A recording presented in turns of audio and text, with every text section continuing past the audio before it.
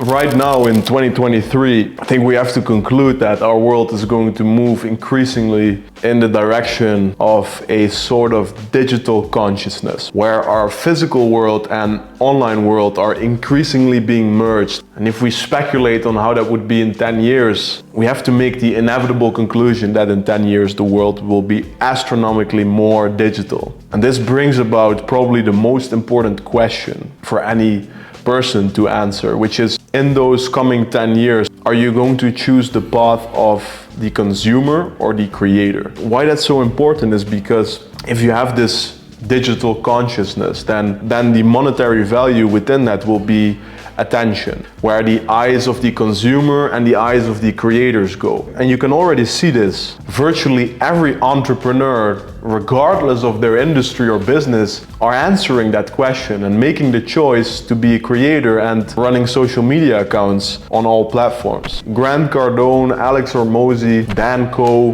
Iman Gadzhi, Russell Brand, I mean, so many examples of people in completely different industries all creating an online presence as a creator. What is happening here is that they see that the world is going towards this digital consciousness and that attention is the new gold or the new oil, if you will. And they're positioning themselves right now as a creator, knowing that this is probably the most important choice to make at this point. Before we talk about the beautiful business model and opportunity of the creator's path, I do want to highlight the path of the consumer. And I don't know about you, but I had phases in my life where I was definitely hooked on social media, video games. And what I noticed is that this puts you in this sort of docile, passive autopilot mode where it almost becomes like your life is a very boring video game as well. Because it becomes increasingly hard to separate the online from the physical, it becomes all very flat. Your dopamine system is trashed. You view life almost as a compilation of highlights and reels and shorts. You lose this sort of humanness. To me, that is really worrisome. And I stepped away from that. And I can't even imagine how my life would look like if I would continue that for 10 more years. On the other side though, the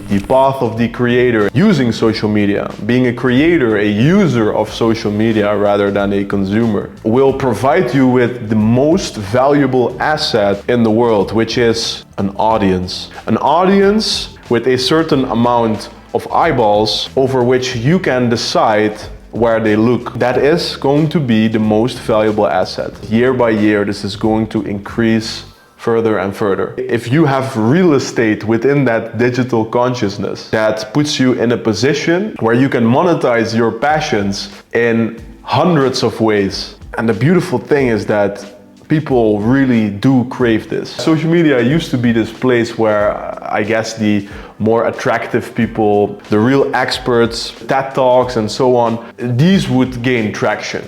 But what you can see right now is that people want this raw humanness. They don't need a certain type of person to be in front of a camera saying certain things. They want you because you are like them. And that creates a very big opportunity. Any person can start a personal brand where you, with your values and skills, passions, mixed together with your life story and vision for your future life, becomes this authentic unit within the digital consciousness. And people that resonate with it, they want to be a part of your ecosystem. They want to buy your things. They want to connect with other people within your audience. And why this is so exciting is because it creates the opportunity to live a life where you make money remotely, monetizing what you love most in life using one business model that all these people that I just mentioned are all using, which is the synthesis business model. Very simple.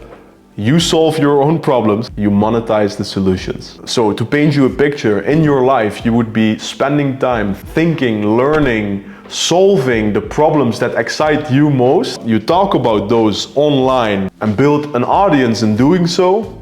And then you monetize the solution for people in your audience to get to the place where you are now. And I understand that it's not for everyone to get in front of a camera. I certainly disliked it in the beginning. What it does give you is it provides you with your own ecosystem. Make money remotely. For me, that's extremely valuable, to be entirely free of location and to make money actually helping people by solving the problems that you have solved. That is the path of the creator, to make the conscious decision of, I am not going to be the autopilot consumer type of person. I also don't want to completely withhold myself from it. I would like to be an entrepreneur and therefore position myself as a creator within that consciousness. So to simplify it, that's what our world is moving towards. And that forces you to answer the question, which path do you choose?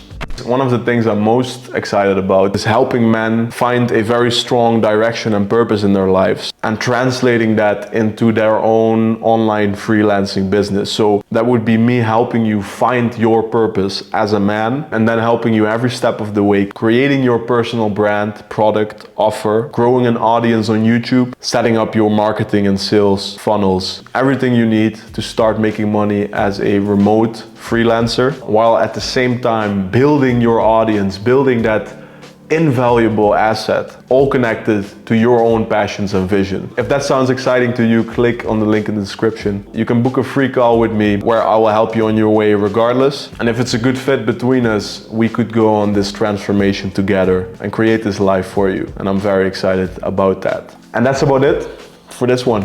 I'll see you in the next one.